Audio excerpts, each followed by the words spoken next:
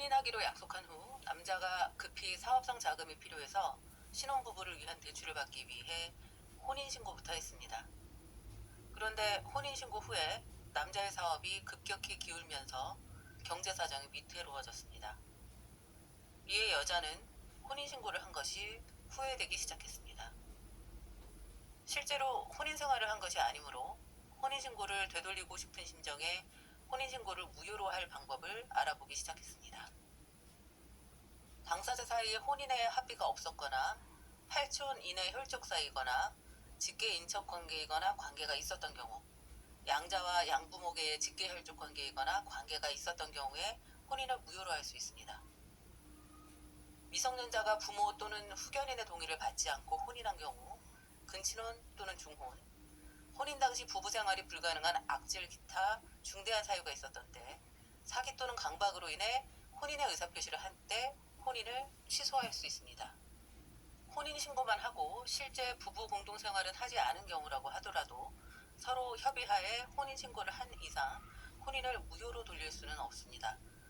혼인을 중단하고 싶다면 이혼 신고를 해야 하는데 서로 협의가 되면 법원에 협의 이혼 의사 확인 신청을 하고 협의가 되지 않는다면 재판으로 이혼할 수밖에 없습니다.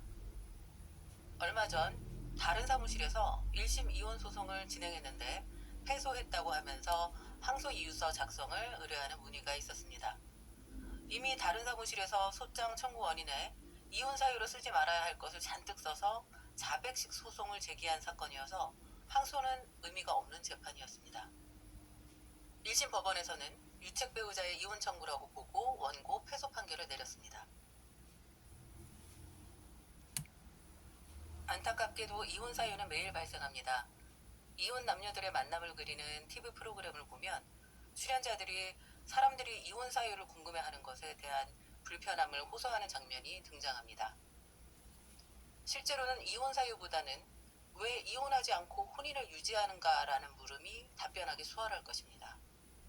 다른 환경에서 자란 사람들이 새로운 가정을 꾸려 새 생활을 한다는 것은 무척 어려운 일입니다. 왜 이혼하지 않고 혼인을 유지할까요? 자식 때문에? 이혼이라는 낙인이 싫어서? 실패자처럼 보이기 싫어서? 부모님 걱정시키기 싫어서? 소득 활동을 하지 않는 사람이라면 세상에 나가 혼자 살아갈 자신이 없어서라는 이유도 있을 것입니다. 잘못된 사무실을 만나서 이혼 청구를 기각당하는 경우에는 항소보다는 새로운 소를 제기하는 것이 보다 나을 겁니다. 말했듯이 이혼 사유는 매일 발생합니다.